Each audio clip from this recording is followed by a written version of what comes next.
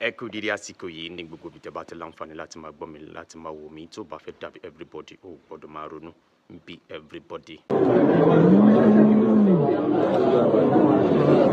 ìrìnkà mọ́lá àfa wo ló sọ bẹ́ẹ̀ pé mọ́ wà ẹ fara ẹ̀ ń dà sọ oúnjẹ rẹ̀ lọ́ọ̀yà lẹni tó jáde ó lóun ní us máa mà gbé rẹ̀ mọ̀tẹ́lẹ́ fẹ́ẹ́ gẹ́gẹ́ àtàkì ẹ̀. àwọn mẹ́ta ni wọ́n sì gbé lọ ọmọ kan sì wà nù ọmọ mi ó lóyún nù Aminatu Abidatu Saliu bí wọ́n ṣe kó ọ̀nà Jamiu Saliu bí wọ́n ṣe kó ogun ọlọ́run ni.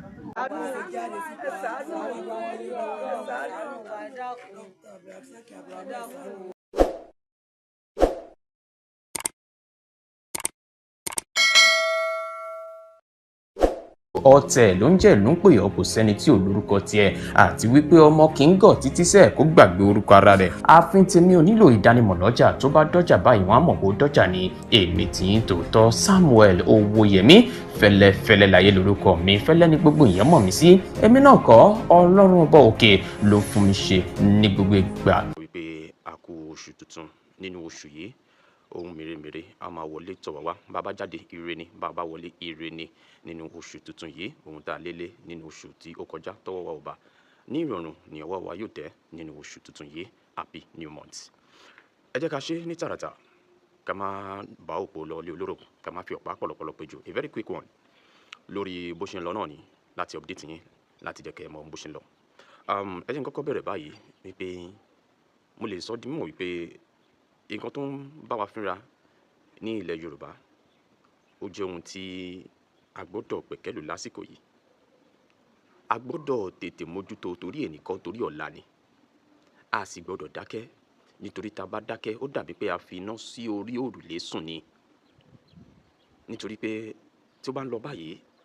ó ṣeéṣe kí ilẹ̀ Yorùbá àbí káwa ọmọ Yorùbá má lè achieve ohun tá a fẹ́ achieve tá a bá lè gbégi dínà àwọn nǹkan wọ̀nyí láti sìn yín lọ. Kí làwọn nǹkan tí mo sọ mo fẹ́ yọ̀nà náà dáadáa fún yín ẹ jẹ́ n kọ́kọ́ sọ dímọ̀ fún yín pé gómìnà onímọ̀ ẹ̀rọ gómìnà ìpínlẹ̀ Ọ̀yọ́ gómìnà onímọ̀ ẹ̀rọ Ṣèyí Mákindé wọ́n sì ń wà lórí ọ̀rọ̀ wípé àní ọ̀rọ̀ ìjínigbé àwọn akẹ́kọ̀ọ́ ní ìjọba ìbílẹ̀ Oríire ní ìlú Ògbómọ̀ṣọ́ ní ìpínlẹ̀ Ọ̀yọ́ àwọn sì wà lórí ẹ̀ àwọn ò tí ì jáwọ́ gẹ́gẹ́ bí wọ́n ṣe tún fi ìgbìmọ̀ kan lélẹ̀ ní àná òde yìí gómìnà onímọ̀ ẹ̀rọ Ṣèyí Mákindé ni wọ́n fi sójú òpó wọn mo dẹ̀ rí níbi kan tí wọ́n ti sọ pé people accuse me wọ́n ní àwọn èèyàn ṣe bẹ́ẹ̀ wọ́n accuse wọn wípé bóyá àwọn mọ̀ lórí gẹ́gẹ́ bí mo ṣe rí people said I orchestrated Oríire abduction Mákindé nínú ìròyìn kan ni wọ́n ti fi yẹn léde níbi tí wọ́n ti wá sọ eléyìí ní ibi tí wọ́n ti ṣe àgbékalẹ̀ ìgbìmọ̀ kan lórí iṣẹ́ ìwádìí ọ̀rọ̀ yẹn gangan gẹ́gẹ́ bí gómìnà onímọ̀ ẹ̀rọ Ṣèyí Mákindé ṣe sọ lójú òpó tí wọ́n fúnra lára wọn ní today we inaugurated a judicial commission of inquiry into the Oríire abduction. As I said in my remarks during the inauguration, the assignment of this commission is to establish the facts, identify any institutional or operational lapses, recommended measures that will strengthen the protection of our schools and communities and help ensure that such a tragedy never happens again. Nǹkan tí gómìnà onímọ̀ ẹ̀rọ Ṣèyí Mákindé ń gbìyànjú láti sọ pé àwọn ṣe àgbékalẹ̀ ìgbìmọ̀ yìí láti tọ̀nà wádìí àwọn nǹkan kan tó sì ṣókùnkùn lórí ọ̀rọ̀ yìí láti fi àwọn ìdí kan múlẹ̀ àwọn bíi fact lórí pé yes àní ọ̀rọ̀ ìjínigbé yìí ó dà kó lọ́wọ́ nú ẹ̀rẹ̀ ti gbọ́ bí mo ṣe sọ fún yín pé sọ pé wọ́n fi ẹ̀sùn kan àwọn wípé àwọn mọ̀ nípa rẹ̀ gómìnà onímọ̀ ẹ̀rọ Ṣèyí Mákindé wá ṣe àgbékalẹ̀ àwọn ìgbìmọ̀ lóríṣiríṣi tí alága wọn jẹ́ honourable justice MAO Ọ̀wọ̀ Adé ni wọ́n ní ó máa léwájú ìgbìmọ̀ yìí láti ṣiṣẹ́ ìwádìí ẹ má gbàgbé pé wọ́n ti kọ́kọ́ pe àjọ United Nations láti wá bá wọn dá sí àtàwọn àjọ international human rights ibo lọ̀rọ̀ yìí yóò yọrí sí kílẹ̀ rí sí ìgbésẹ̀ gómìnà onímọ̀ ẹ̀rọ Ṣèyí Mákindé lórí ọ̀rọ̀ ìjínigbé àwọn akẹ́kọ̀ọ́ àti àwọn olùkọ́ wọn ní ìjọba ìbílẹ̀ Oríire tí a ti rí wọn gbà padà láyọ̀ àtàlàfíà ẹ fi èròǹgbà yín ṣọwọ́ sábẹ́ comment section ó yá èyí tí ọpọ́n súnkàn òun ló ní ṣe pẹ̀lú ọ̀rọ̀ ìpínlẹ̀ Kwara ẹ rí ọkùnrin lára àwọn fọ́nrán méjì tí mo fi wọlé ẹnì kan ló mọ̀ láàbúrò ní kàn wá láṣọ bàmí aláwùrábí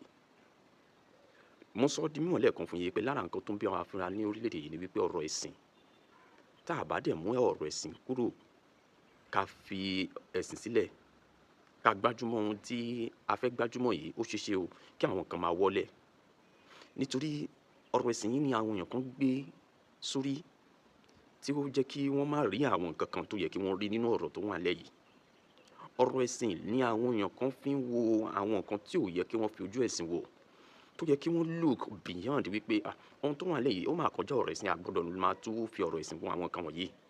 Ló dífá fún bí àwọn ti ìpínlẹ̀ Kwara, àwọn ìlú Ìlọrin tí wọ́n tún wá ń drag àwọn èèyàn kan bí àáfà láàrin wọn, tó tún jẹ́ pé àwọn àáfà wọn kan ló tún jáde tí wọ́n tún against Igbesẹ ẹni tí ń ṣe Olóyè Sunday Adéyẹmọ. OPC sì ń bá fà á, ẹ̀yin tún gbé ìṣẹ̀yìn dé lórí pé ó fẹ́ wá ṣèrànlọ́wọ́ fún àwọn ènìyàn tí wọ́n ti wà nínú ìdààmú, tí wọ́n ti wà nínú ìpòrúurú ọkàn fún ọjọ́ pípẹ́ lórí ọ̀rọ̀ àwọn Fúlàní àtàwọn ajínigbé yìí. Láìpẹ́ yìí la gbọ́ wípé wọ́n jí àwọn akẹ́kọ̀ọ́ àbí wọ́n jí àwọn èèyàn kan náà wọ́n tún jí wọn gbé ní the same ìpínlẹ̀ Kwara náà ni, tí àwọn èèyàn yẹn rawọ́ ẹ̀bẹ̀. Ẹ máa gbọ́ látọ̀dọ̀ àwọn ará ìlú. Ṣùgbọ́n mo kọ́kọ́ fẹ́ establish nǹkan kan wípé ǹjẹ́ jẹ́ mọ̀ wípé àwọn ẹgbẹ́ kan ní ìpínlẹ̀ Kwara fúnra ara wọn jáde wípé ẹ fi wálẹ̀, sẹ́yìn náà fẹ́ wá náà lọ́wọ́ ni, àwa tí nǹkan ń ṣe ní àtìgbà tí àwọn nǹkan wọ̀nyí ti ń ṣe wá ibùlẹ̀ wà, àtìgbà tí Fúlàní ti ń jí wá gbé àwọn bòròró tí ń yọ wá lẹ́nu ibùlẹ̀ wà, ó wá di àsìkò tí aréyàn tó fẹ́ ṣe ìrànlọ́wọ́ fún wa, ẹ wá jáde ẹ̀ tí wọ́n á sọ wípé irọ́ òkú máa wà. Ẹ jẹ́ nǹkan nǹkan táwọn ìgbìmọ̀ àwọn ẹgbẹ́ yẹn sọ fún yín tí wọ́n gbẹnu àwọn èèyàn kan ní ìpínlẹ̀ Kwara. Mo tún wá fẹ́ béèrè ìbéèrè kan o, ṣé ìpínlẹ̀ Kwara ni Olóyè Sunday Igboho fẹ́ ràn lọ́wọ́ ní àbí ìlú Ìlọrin? Ẹ fi ránṣẹ́ sábẹ́ comment section tó bá fẹ́ dàbí everybody gbọ́dọ̀ máa ronú bí everybody. Ẹ wá gbọ́ o, ẹ kọ́kọ́ bẹ́ẹ̀ láti báyìí. You were silent when our kings were killed. Churches invaded by Fulani terrorists. Kwara South group fires back at Oloye organization opposing Sunday Igboho's Iruekun. Ṣẹ́gbọ́n, wọ́n ní àwọn ẹni wọ̀nyí wọ́n dá padà fún àwọn ti Ìlọrin organization tí wọ́n sọ pé k'Olóyè Sunday Igboho má wá. Ẹ wá gbọ́ o, the forum stated that the IHPF remained silent while communities across Kwara South endure years of deadly terrorist attacks, kidnappings and killings. Wọ́n ní ọ̀pọ̀ ìgbà ní àjọ yìí ti dákẹ́ tí wọ́n kọ̀ tí wọ́n dẹ̀ sọ kankan lórí bí wọ́n ṣe ń pa wọn, bí àwọn Fúlàní wọn ṣe ń kọlù àwọn. Ẹ jẹ́ n tẹ̀síwájú. The forum insisted that Sunday Igboho was invited solely by the people of Kwara South to support efforts aimed at tackling the worsening insecurity in the region and was never invited to Ìlọrin. Wọ́n dà pé answers fún ìbéèrè mi ẹ̀ wọ́n dà pé ó fẹ́ yọ ń bíbá yọ ní pé ṣé Ìlọrin ni Olóyè Sunday Igboho fẹ́ràn lọ́wọ́ ni àbí Kwara?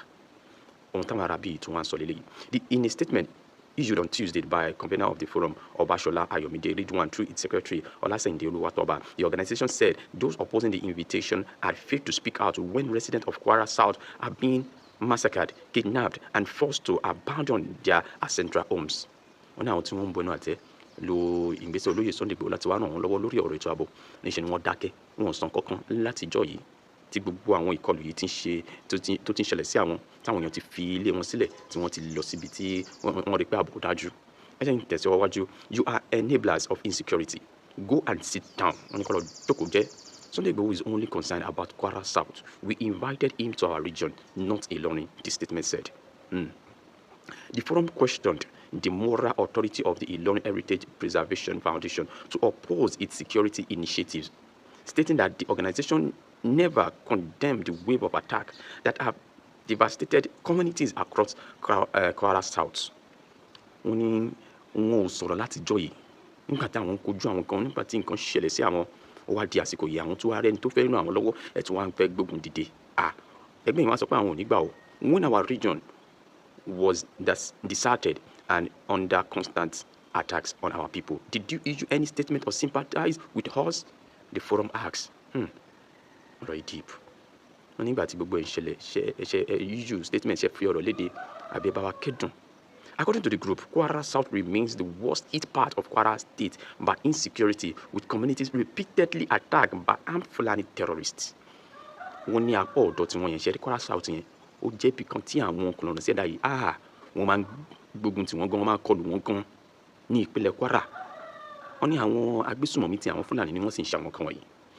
We are the most affected people over insecurity in Kwara State. Our respected royal father were killed and kidnapped. Fulani terrorists invaded churches and kidnapped our people while they were worshiping.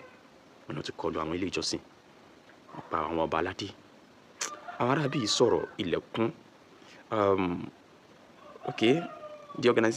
organization said only the people of Kwara truly understand the level of destruction and suffering inflicted on the region by years of terrorist violence.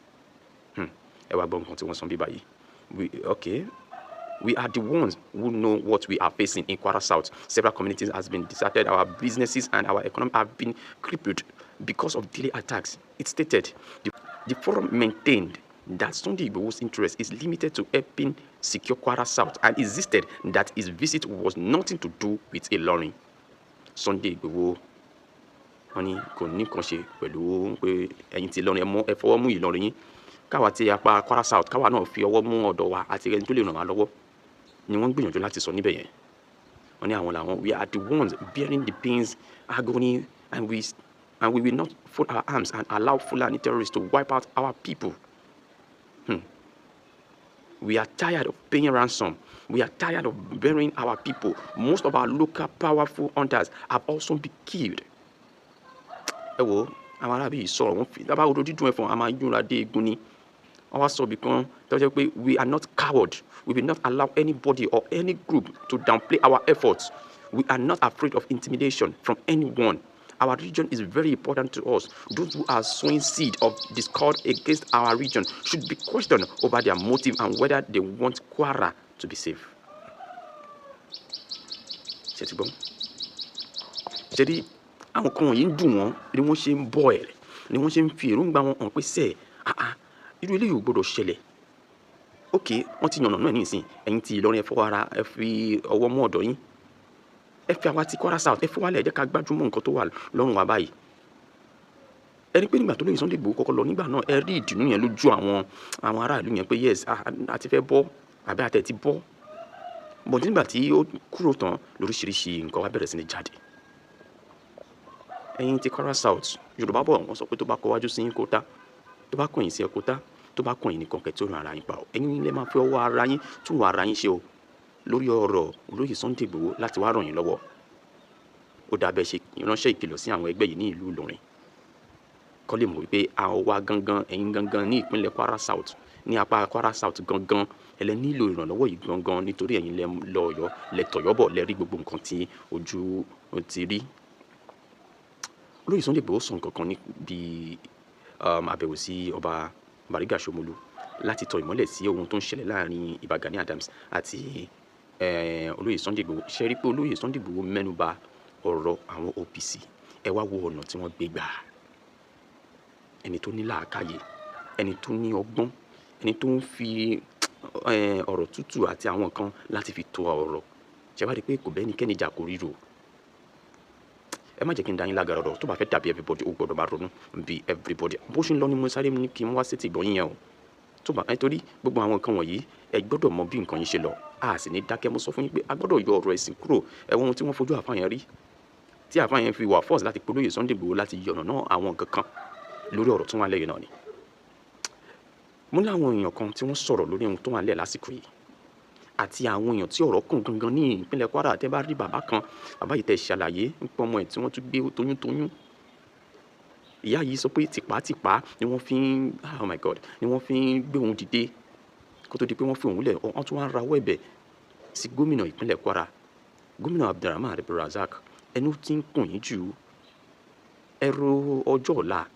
ẹ̀yin náà ṣe ohun tó yẹ kẹ́ ẹ ṣe fún àwọn ará ìpínlẹ̀ yín kó tó bọ́ sórí ohun tó ṣẹlẹ̀ sáwọn ará bíi kì í ṣe nǹkan kékeré rárá. Yorùbá bọ̀ wọ́n ní ẹnu ọlọ́fà láti ń pọ̀ mọ́ta. Ó yá ẹ jẹ́ ká gbọ́ ohun tí ó ní ṣe pẹ̀lú ọ̀rọ̀ olóyè Sunday Igboho àti àwọn tí ọ̀rọ̀ náà kàn ní ìpínlẹ̀ Kwara gangan. Ó yá ẹ jẹ́ ká bá wọn débẹ̀ gbogbo ohun tẹ́ bá rí sí ẹ bá mi fi ránṣẹ́ sí abẹ́ comment section. Ó yá. Ipò ọgbọ́n là ń bá àgbà olóyè Sunday Igboho Adéyẹmọ ẹ ní kúléwé ẹ kọ́kọ́ jẹ́ kí a gbọ́ nǹkan tí bàbá mi ń sọ ọ́fíìsì ni mo wà ẹ ṣáà rí fọ́tò wọn lọ́ọ̀kan. Gbogbo ẹ̀yin ọmọ ẹgbẹ́ OPC dúpẹ́ lọ́wọ́ gbogbo ẹ̀yin OPC bàbá mi Fáṣẹ̀hùn irú ẹkùn dúpẹ́ lọ́wọ́ gbogbo ẹ̀yin OPC ààrẹ Gani Adams dúpẹ́ lọ́wọ́ everybody. This is why I always proud of you, my man. This is why you mean I'm proud of you now. You get sense, you get wisdom,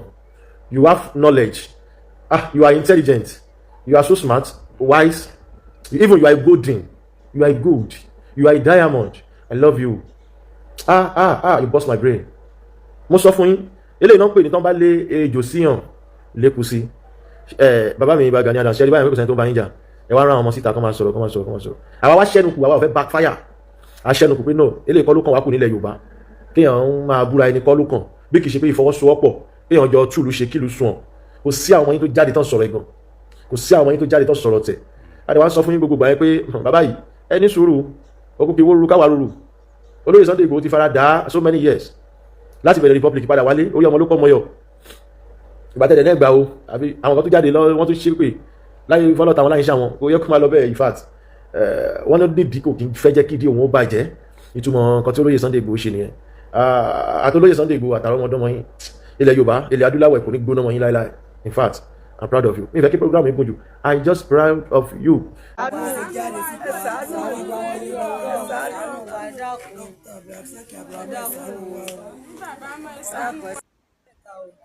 Aago mọ́kànlá wọn ká wọn mọ́lé wọn bá jálẹ̀kùn ọmọ mi àgbà wọn kọ́ gbé wọn ti so lẹ́sẹ̀ àtẹ̀yìn ọwọ́ sẹ́yìn wọ́n ti lù rédèrèdè wọ́n bá wọ yàrá kejì ara tèmi náà wọ́n bá kó gba ọmọ jáde àwọn ọmọ mẹ́ta wọ́n bá kó wa síta wọ́n lùlù wọ́n lù wá sá lówó lọ́wọ́ aláàlówó lọ́wọ́ owó tó wà lọ́wọ́ wa wọ́n ti gbà ikú ti gbà kò sí mi mọ́ a bá ń bẹ̀ wọ́n bá àtẹ̀mí gan ni wọ́n kó lọ n kò di pé ìṣubú tán fipá gbé mi dìde tán náà mi mọ́lẹ̀ tí bá tó sọ́rọ́ dìde sí ń lọ tí mo tún dànù àtàwọn fẹ́ kan òkè odò kan wọ́n á ní kí n jòkó báwọn míì ti ń bọ̀ lẹ́yìn lára wọn wọ́n ṣe tún dìde sí mi nù pé kí ni ìjókòó mi tó ń sọ láwùsá gbogbo èdè burúkú tàti ẹ̀gbọ́n wọ́n ṣe sọ lóríṣiríṣi lọ́ba tó fipá gbé mi dìde bí ìṣe ń lọ báyìí tí mo tó rẹ́ lulẹ̀ ìkànnì wọn adá ìpínlẹ̀ ọ̀dà náà kan fèmí lẹ̀ kí n padà sẹ́yìn àmọ́ gbogbo àwọn ọmọ mi mẹ́tẹ̀ẹ̀ta gbogbo wọn ti kó lọ ẹ dákun tó lọ ẹ ṣàánú mi o ẹ dákun tó lọ ọba lọrin lọ́kọ̀ àmọ́ ẹ dákun tó lọ ẹ ṣàánú mi kò ní bàbá mọ́ èmi nìkan náà ló kù tí mo gbọ́ ẹ ṣàánú mi tó lọ ẹ ní sófò ẹ ní sófò ẹ dákun tó lọ gọ́fìnà ṣàánú ọmọ mi àgbà fẹ́ ṣe ẹ̀sánmu pólí àbájáde tí ó fi ṣe sáàpù ló wà báyìí o wọn ò jẹ́ kó rí ṣe o ẹ dákun tó lọ ẹ ṣàánú mi ẹ ra àánú gbà o ẹ dákun tó lọ lẹ́yìn náà jèrè sí ẹ ṣàánú mi ẹ dákun tó lọ lọ ẹ dákun tó lọ lọ mo ní ẹ ra àánú gbà o gbogbo bí a máa yín wọ̀ ní sí ìlú ẹ dákun ẹ ṣàánú. Abdulrasaq Abdulrahman mo kí gbogbo yín àti local government salamu alaikum mo kí ọba wa ìlú Ìlọrin mo sì kí gómìnà Kwara State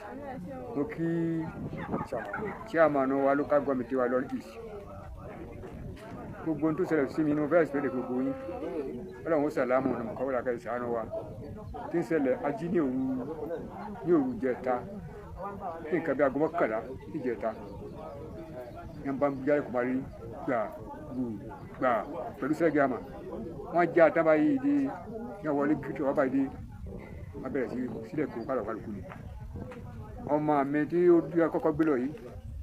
yàrá ní ọkọ̀ já agbègbè sọ́ọ́lì yàrá ní ọkọ̀ já wọn kú gbogbo bá jẹ́ òwúrọ̀ tó kó kalẹ̀ tó gbé after àgbà wọn sílẹ̀kùn yàrá màmá rẹ̀ asọ̀rọ̀ àwọn àṣìwò lọ sọ sẹ́yìn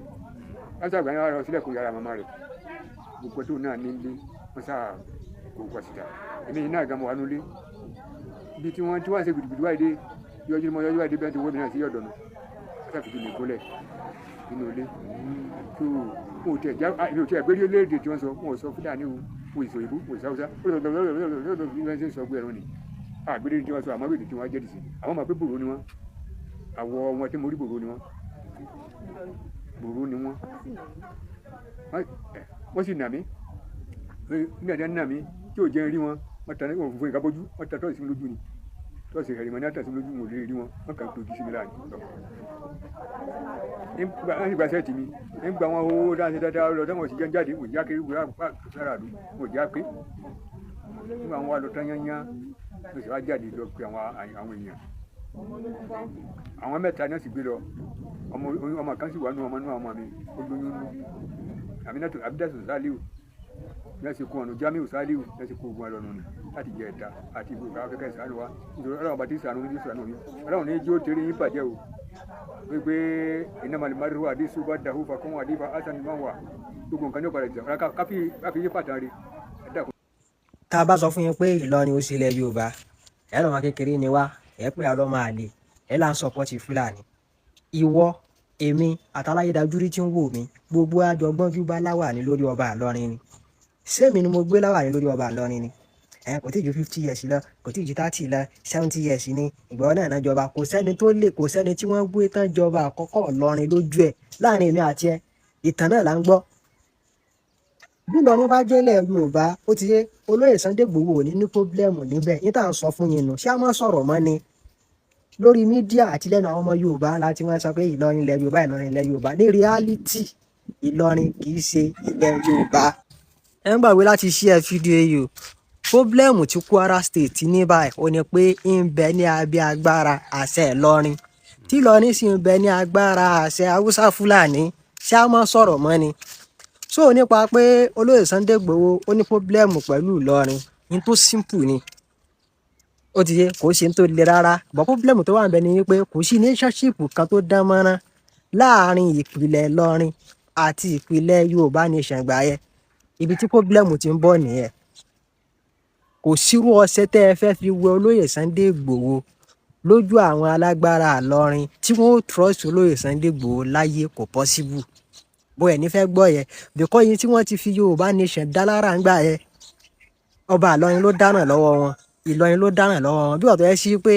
Ìlọrin àtọba Ìlọrin ló ní kí Yorùbá nation mọ̀ ṣeéṣe so gbogbo orú kínú ẹ ti fi Yorùbá nation yẹ ti fi pé Ìlọrin lógun gbà yẹ gbogbo àwọn ọmọ aláṣìṣe tí wọ́n lo Yorùbá nation tí wọ́n fi hàn àtàkì Ìlọrin kínní wọ́n rí ní rí pé bóyá ẹ fẹ́ dọ́gbọ́n gba ilẹ̀ lọ́wọ́ àwọn ẹni so relationship tí ò sí láàrin Yorùbá nation àti Ìlọrin láti ìpìlẹ̀ ó ní ò jẹ́ kí Ìlọrin ní trust nínú olóyè Sunday Igboho mọ́ ṣé ẹ kó gbogbo ìgbà yẹn náà làwọn ọmọ náà sọ pé kinní kan àwọn fẹ́ lọ sọdún ṣẹ̀ṣẹ̀ ńlọrin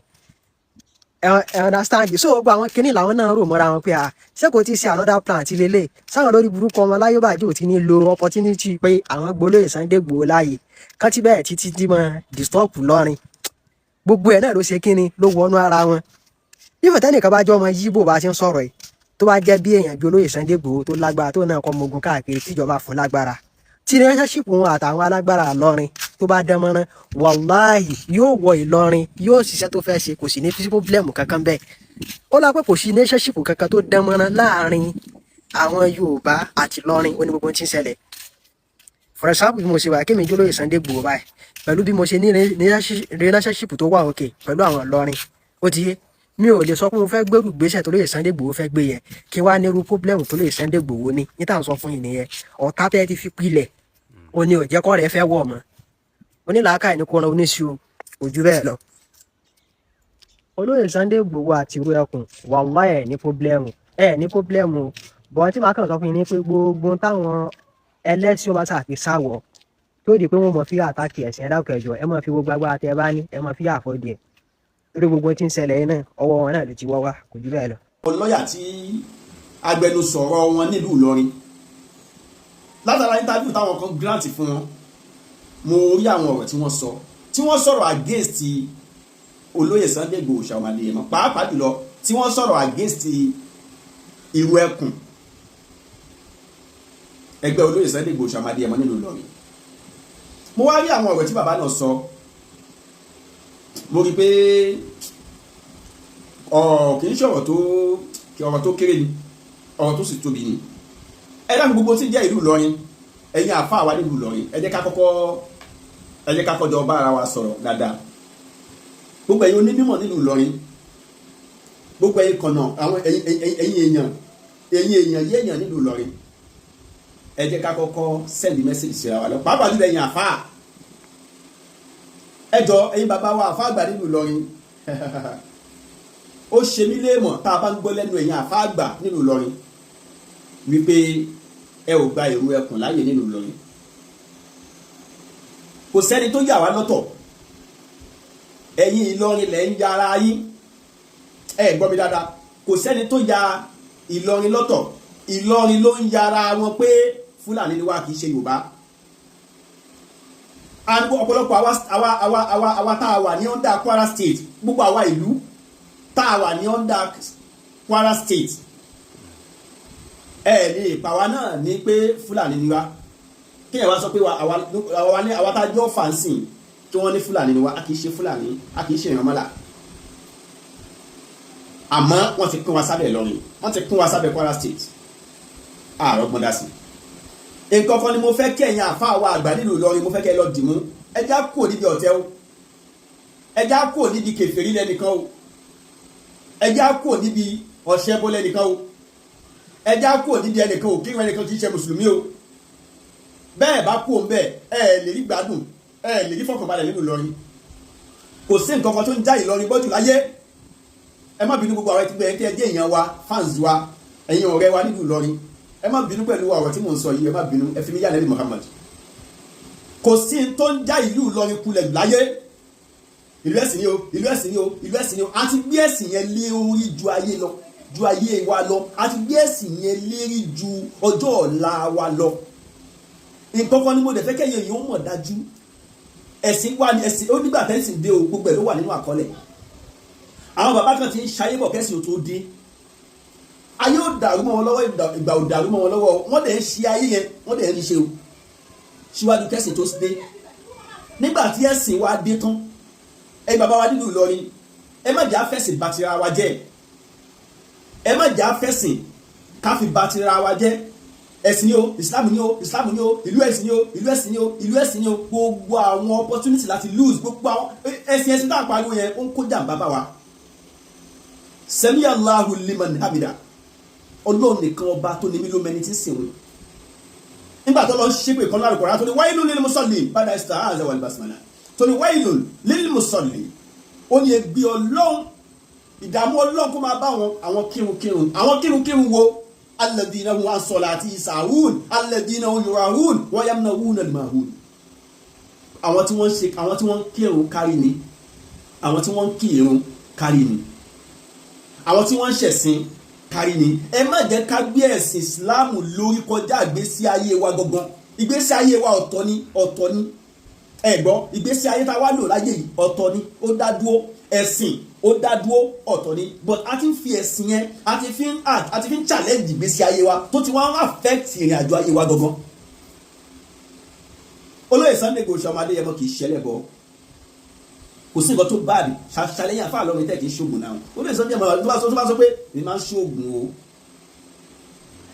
Láfíọ́ tẹ́ ti ń gbọ́ wo Olóyè Sunday Igboho ọmọdé yẹn mọ́, Olóyè Sunday Igboho ọmọdé yẹn mọ́. Fídíò wo lẹ́rí tó jáde rí tó lè wá dúró tó bẹ̀rẹ̀ sí di Ṣàngó kan àbí tó bẹ̀rẹ̀ sí di òòṣà kan tó wá kánjẹ̀ lé lórí tó wá ń da kinní lé lórí bí òòṣà àbí táwọn yẹn wá forí balẹ̀ fún àbí táwọn yẹn wá fídíò wo ló jáde tẹ́ sí rírú ẹ̀. Àfáà náà dà nínú Ìlọrin pé òun ò kí ṣe dà wá, òun náà kì í jó nǹkan mọ́ nǹkan. Olóyè Sunday Igboho ọmọdé yẹn mọ́ tá à ń sọ yìí, ìyàwó tó fẹ́ sílé aláàjà ni, ẹlẹ́sìn ni, ó lọ Mọ́kà, ó ṣe dáadáa tó dáa nínú ẹ̀sìn. Kódà nígbà tí màmá tó bí wọn lọ́wọ́ kú ní kílò ṣe ẹ̀dẹ́kọ́ nìyẹn lẹ́nu ẹ̀dẹ́ gbogbo wa la débẹ̀ lọ́jọ́ náà. Bàbá ṣé Muyideen Bello Àjàní ọlọ́ba àfọ̀wọ́n kẹwọn àwọn ni wọ́n wá ṣe wá àsìnjọ́ náà, àwọn ni wọ́n ṣe sutura yá yẹn. Níyàwó Olóyè Sunday Igboho ọmọdé yẹn mọ́ta sọ yìí.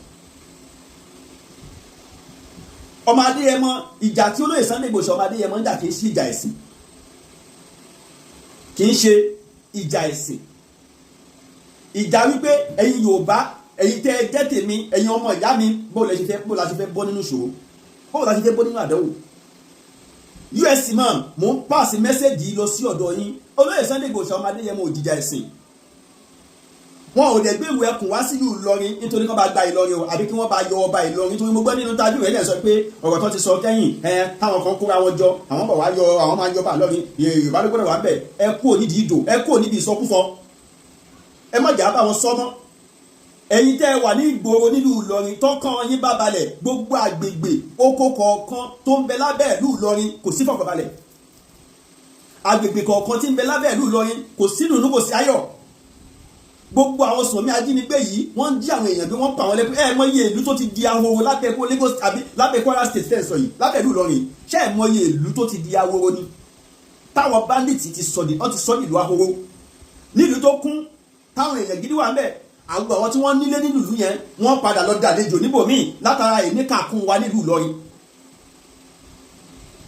Látara ìní àkàkún wa nínú, látara ẹ̀sìn ni o. Ẹ̀yin àfáà wa nílùú Ìlọrin, ẹ jẹ́ ká gbé ọ̀rọ̀ ẹ̀sìn sọ́tọ̀. Ọ̀rọ̀ ẹ̀sìn òjò máa ń tó wà lẹ́yìn o. Aládìkú wa gbogbo àwọn bá dì tí wọ́n jiyàn pé mùsùlùmí ni wọ́n o. yes mùsùlùmí ni wọ́n kéwú àlùkùránì ni wọ́n kíkọ́ tó dún yẹn lọ́kọ́ tó pààyàn dànù o bọ́bá pààyàn tán Allahu Akbar ni wọ́n máa lọ́gbọ̀n tí túmọ̀ sí pé mùsùlùmí ni wọ́n àbí bẹ́ẹ̀ kọ́ àwọn mùsùlùmí yẹn náà àwọn tó pààyàn Allahu Akbar tó bá pààyàn tán tó bá tìyàn jẹ́tọ̀ yẹn àwọn náà lọ́wọ́ ní Kwara State wáyé wọ́n ti wá sọ ọ̀pọ̀lọpọ̀ ìlú dahoro bàbá ọba ìlú Ìlọrin ìlú tẹ̀ ń jẹ ọba lé lórí gbogbo àwọn tẹ̀ ń jẹ ọba lé lórí ọ̀pọ̀lọpọ̀ ìlú ti ń túmọ̀ yín lábẹ́ látara ẹ̀sìn ni o ọ̀pọ̀lọpọ̀ ìlú ti dahoro ọ̀pọ̀lọpọ̀ ìlú ti di ahoro nílùú Kwara State látara ìnira táwọn pípì fi kàn wọ́n orí ẹ̀sìn yẹn náà lẹ́wọ́n sì dúró lé lórí pé ẹ̀sìn ni o gbogbo ayé ló mọ̀ pé ìlú Ìlọrin ìlú ẹ̀sìn ni ẹ̀gbọ́ gbogbo ayé ló mọ̀ pé ìlú Ìlọrin ìlú ẹ̀sìn ni nígbà tó lóye Sunday Igboho ọmọdé yẹn mọ́ wá sílẹ̀ ṣó wá campaign nípa ẹ̀sìn ni àbó wá campaign nípa ẹbọ ìjọ sọ̀rọ̀ ẹbọ sọ̀rọ̀ ẹ̀sìn àti mùsùlùmí àti kìrìsìtẹ́nì àti adáhunṣe gbogbo wa lóye Sunday Igboho ọmọdé yẹn mọ́ fẹ́ rescue gbogbo wa ní irú ẹkùn ìṣúrẹ́tì tá a dálẹ̀ yẹn security group tó dálẹ̀ yẹn ó wá rescue everybody ó wá rescue mùsùlùmí ó wá rescue kìrìsìtẹ́nì ó wá rescue àwọn ẹlẹ́sìn kẹta ẹ má jà tí ọ̀rọ̀ ẹlẹ́yàmẹ̀yà bọnú ọ̀rọ̀ tó wà nílẹ̀ yìí àdáwọn àgbègbè kan bẹ lẹ́yìn ọ̀dà Kwara State tí wọ́n ti ṣe àgbákò àwọn èèyàn tí wọ́n fi àárọ̀ àtọ̀sán sunkún ọ̀pọ̀lọpọ̀ àwọn èèyàn ni wọ́n ti jí lọ wọ́n ti jí gbé lábẹ́ Kwara State tí wọ́n ò tẹ́gbà lọ wọn ni wọ́n rí wọn tí ìrábọ̀ wọn inú àwọn kan dùn bọ́lọ̀ ń mú lóye Sunday Igboho ṣáwà wá sí lòlú ẹ̀yin kan inú yín ń bàjẹ́ ẹ̀yin kan fẹ́ máa dènà bẹ́ẹ̀ ẹ̀wò ìpìtẹ́ ìgbẹ́ láti tẹ̀ US imam bàbá US imam ẹ bá mi ṣe program yìí kó kàn wọ́n la ẹ bá mi táàgì wọn bàbá iṣẹ́ tẹ́ ẹ jẹ́ lórí mídíà ṣíṣẹ́ gbogbo Ìlọrin iṣẹ́ ọba Ìlọrin lẹ́wà jẹ́ dàbí iṣẹ́ ara yín pé ẹ̀ ní àláwọ̀ kí wọ́n ṣẹlẹ̀ nínú Ìlọrin bàbá tí sọ̀rọ̀ tí ìjọmọ yín gbé bàbá wọn àti ìjíyàwó yín gbé àbí ló yẹ kẹ́ máa rọ́bìṣì lẹ́sọ̀ bàbá sorry I'm not sorry to say it because ìnira ò kàn yín ìnira ò kẹ́bí yín gbogbo bó ṣe ń ṣẹlẹ̀ yìí kò kan fámìlì yín kò kọ̀ọ̀kan gbogbo ó yà mí lẹ́nu nígbà tí fìtínà tó pọ̀jù tó ṣẹlẹ̀ nínú Kwara State gbogbo ẹ̀yà àfáà wa nínú Ìlọrin tẹ ẹjọ́ ní wàásí àgbà ṣàṣàánú yín ló ń jáde ló ń kígbe ẹgbà wá àfi bẹ́ẹ̀ rẹ̀ yẹn àwọn àfáà tó bá invite yín sóde ọ̀rọ̀ bẹ́ẹ̀ ṣílẹ̀ ṣe máa gbowó kẹṣe wá sí nọ́mbà wá sí ẹ̀kú bẹ́ẹ̀ ni mo kí tí gbé jẹ́ wọ́n ń jí àwọn èèyàn nínú Kwara yìí mo rí pé kò ta ẹ̀yìn ọ̀pọ̀lọpọ̀ àwọn àfáà lára nínú Ìlọrin kò káyílá díẹ̀ nínú ẹ̀yìn àfáà ló dùn díẹ̀ nínú ẹ̀yìn àfáà lẹ́ ń sọ̀rọ̀ nípa ọ̀rọ̀ bandit tí ó ṣẹlẹ̀ yìí díẹ̀ nínú ẹ̀yìn àfáà lára tẹ̀ ń jáde tẹ́ ẹ̀ sọ̀rọ̀ nípa ẹ̀ àmọ́ tó bá ti dọjẹ́ pé ìjà ẹ̀sìn dé gbogbo ẹ̀yin àfáà lọ́rin lẹ́ máa kó lẹ́ máa ṣí láwàrí lẹ́ máa bọ́ lẹ́ máa lágbè lẹ́ máa yánpa láwàrí lẹ́ máa send message ọ̀rọ̀ ẹ̀sìn kọ́ là ń sọ yìí nítorí wà nílẹ̀ yìí kì í ṣe ọ̀rọ̀ ẹ̀sìn ọ̀rọ̀ life and death ẹ ká gbé ọ̀rọ̀ ẹ̀sìn sẹ́gbẹ̀ẹ́ ẹ gbọ́ ẹ jẹ́ àgbàgbé pé olóyè Sunday Igboho kì í ṣe mùsùlùmí ìyàwó tó bí tó fẹ́ sílé alájà mùsùlùmí ni yes àwọn ọmọ wọn dẹ̀ ń ṣe mùsùlùmí ìtọ́lọ́ kádàrá olóyè Sunday Igboho ṣàlówà ẹ̀ bọ́tẹ́ yẹ́ kí n jẹ́ kí nǹkan kó yé yín nígbà tó lọ́wọ́ wà nígbà Muhammad wá sáyé gbogbo ayé lọ́lọ́rán sí gbogbo ayé lọ́lọ́rán ànábì sí ẹ gbọ́ nígbà tí Jésù wá sáyé gbogbo ayé lọ́lọ́rán Jésù sí àwọn tó gbà fún ní òpọ̀ gbogbo ayé lọ́lọ́rán ànábì wa Muhammad sí àwọn tó gbà fún ní òpọ̀ ànábì wa Nuhu alayhi salatu wa salam gbogbo ìlú gbogbo ayé lọ́lọ́rán sí àwọn tó gbà fún ní òpọ̀ gbogbo ayé lọ́lọ́rán olóyè Sunday Igboho ọmọdé ẹmọ sí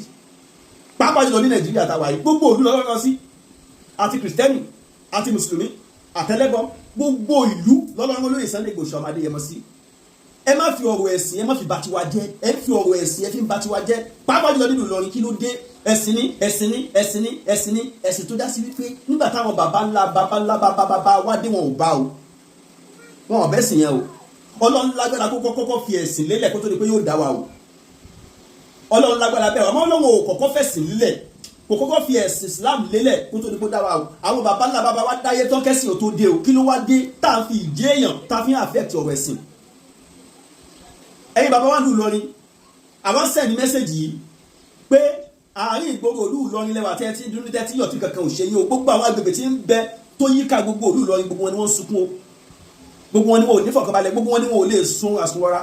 kódà ọ̀pọ̀lọpọ̀ òlú ló ti di ahoro ní gbogbo tí ń dá àwọn agbègbè tó wà nínú Ìlọrin ẹ̀yin ìlú Ìlọrin ẹ wá kódà mi ò expect kí ìlú Ìlọrin kí wọ́n against pé kólóyè Sunday Igboho ṣàbá operate nínú yẹn mi ò expect ẹ bí mo ṣe wá rí US mom I'm so disappointed in you bro baba mo wà disappointed nínú yín o US mom bọ̀ tó dá mi lójú pé iṣẹ́ tí ilẹ̀ wa dájẹ́. Bàbá Shehu Labeeb ìjọba bàbá aṣọ yìí ò ní yà ẹ bá mi share program yìí náà kó dọ́dọ̀ Shehu Labeeb. Tẹ́ ẹ bá wo orí péjì mi yìí tẹ́ ẹ bá wo orí péjì mi yìí ẹ bá lọ wo background picture bẹ̀ Shehu Labeeb àtolóyè Sunday Igboho ló wà níbẹ̀ níbi tí wọ́n ti dìmọ́ra wọn. Shehu Labeeb àtolóyè Sunday Igboho ló wà ní abẹ́ ló wà ní inú profile yẹn. Bàbá Shehu Labeeb ẹni yìí ni o ẹni ẹ̀yẹ ni o Ọlọ́run ò ní tẹ́ yín o Ọlọ́run ò ní jẹ́ kẹ́ di ẹni ẹ̀tẹ́ o. Bàbá ẹ má jẹ́ kẹ́ ní ó gbé yín kẹ́ lọ sọ́n tó jẹ́ kẹ́ sọ o. Olóyè Sunday Igboho ọmọdé yẹn mọ́ àdùsálàwù láhù Ọlọ́run wọn máa yẹn sí gbogbo ayé ni iṣẹ́ ẹ̀sìn kọ́ ló ń jẹ́ kiri o iṣẹ́ ẹ̀sìn kọ́ ló ń jẹ́ kiri o iṣẹ́ bá ṣe fẹ́ bọ́ nínú ìṣòro gbogbo ayé gbogbo Nàìjíríà lọ́lọ́run Olóyè Sunday Igboho ọmọdé yẹn mọ́ sí. Ẹ má tako ṣẹ́ o ẹ má tako Ọlọ́run lára Olóyè Sunday Igboho ọmọdé yẹn mọ́ gbogbo ẹ̀yin àfáà lọ́rin tẹ́ bá dìde tẹ́ bá ń tako Olóyè Sunday Igboho ọmọdé yẹn mọ́ ẹ ti ń tako ṣẹ́ Ọlọ́run ẹ ti ń tako ṣẹ́ Ọlọ́run bó ó yẹ kó yé yín pé gbogbo ìṣẹ̀mí tẹ̀dá bá ń lò láyé Ọlọ́run ló ń ṣiṣẹ́ lára wa Ọlọ́run ló ń ọpẹ́sì lára wa kò síbi táà ní òsì lè gbà dìde. Bẹ́ẹ̀ ni àìmọye àfáà tàdánwò kan tán ta lọ́fà ṣé wọ́n ṣe ìwú lọ sọ́dọ̀ ẹni tẹ́yìn pèlè ẹlẹ́bọ yẹn wọ́n wù lọ tó ṣáájú fún wọn tó sì gbádùn tí ìjẹ́ àfáà rẹ̀ ò sì kúrò lára ẹ̀ tí ìjẹ́ ní Ọlọ́run rẹ̀ ò sì kúrò lára ẹ̀. Yes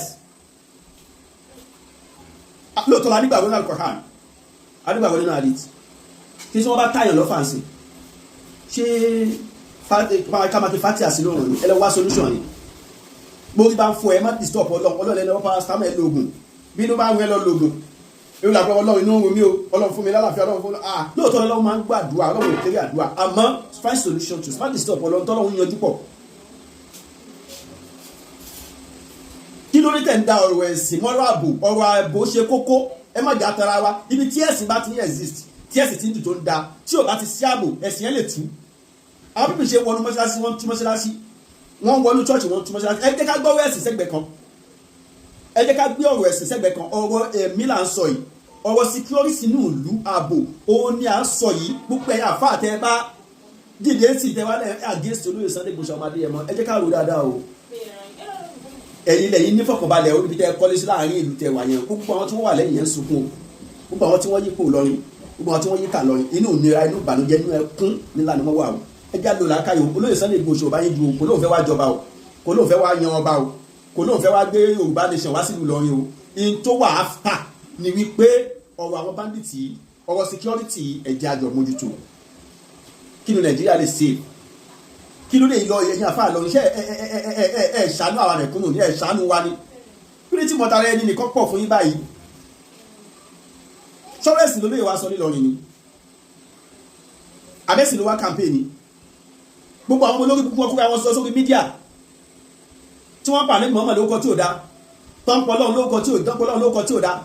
ìṣẹ̀lẹ̀ kúrẹ́ àfáà lọ́rin tí yára kẹtù ẹ̀ kóbò wọn ìtẹ́ bá lè gbé nu ẹgbẹ́ ìtẹ́ bá lè sàsí kẹ sàsí nínú wọn ó dá kí yẹn máa bá nàbì kó máa pànẹ́bì lólè kó máa pànẹ́bì ní ó ń bọ́ ọmọ kékeré sùn kí yẹn máa sọ̀rọ̀ òdì sànẹ́bì lẹ́nu wọn olórí ibú ọmọ ẹ ẹ̀yin àfáà ò kónú jọ ẹ sàn kan lù wọn káàbùrú ṣe wọn kọ́ lè mọ̀ kọ́ ló ń wà rí gbogbo yẹn ṣe ẹni tó wá fẹ́ rescue life wà nínú Kwara òun lẹ́ ń sá fún pé kò gbọdọ̀ wá o àgéèsì ẹ o ẹ máa kọ̀wé àgéèsì ẹ wà ẹ jẹ́ ká lò làákàyè Ìgbòho bọ́wọ́ ẹ̀kọ́ ẹ̀sìn kọ́ lè Ìgbòho ń bá kiri ọ̀rọ̀ ká lè bọ́ nínú àdánwò òun ni Ìgbòho bá kiri ẹ jẹ́ ń sọ yìí kí n dúró ná second video tún ṣe ń pọ̀ wá ní ìfẹ́ kí video yẹn jáwó lẹ̀ tó ti jágùn ẹ̀yìn Ìlọrin ẹjọ́ abẹ́yìn ni o bẹ́yìn Ìlọrin gbogbo àárín Ìlọrin bá sọ pé ẹ̀ ní ìdí ìwé ẹkùn ẹjọ́ àwọn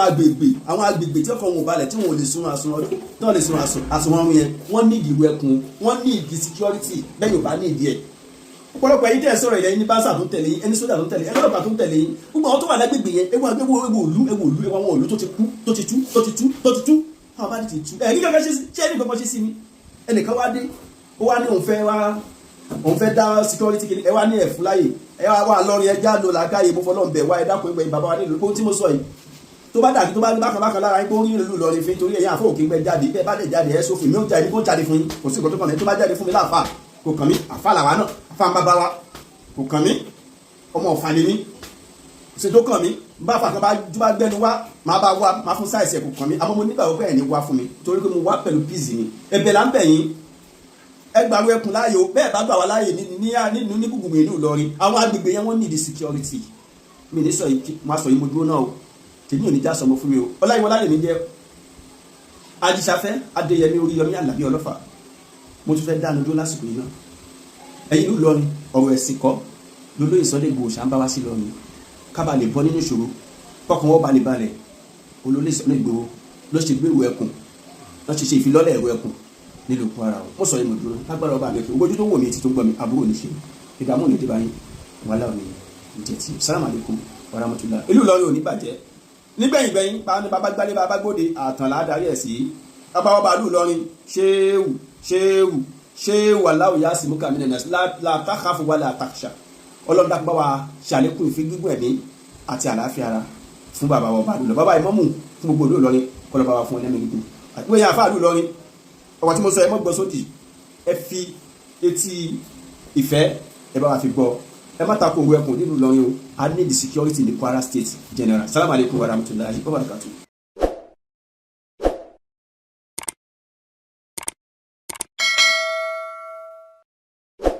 ọ̀tẹ̀ ló ń jẹ́ ìlú ń pè ọ́ kò sẹ́ni tí ò lórúkọ tiẹ̀ àti wípé ọmọ kì í gọ̀ títí sẹ́ẹ̀ kó gbàgbé orúkọ ara rẹ̀ ààfin tèmi ò nílò ìdánimọ̀ lọ́jà tó bá dọ́jà báyìí wọ́n á mọ̀ bó dọ́jà ni èmi tí ń tòótọ́ Samuel Owóyẹmí fẹ́lẹ́fẹ́lẹ́ láyé lórúkọ mi fẹ́lẹ́ ní gbogbo èèyàn mọ̀ mí sí èmi náà kọ́ Ọlọ́run ọba òkè ló fún mi ṣe ní gbogbo ìgbà.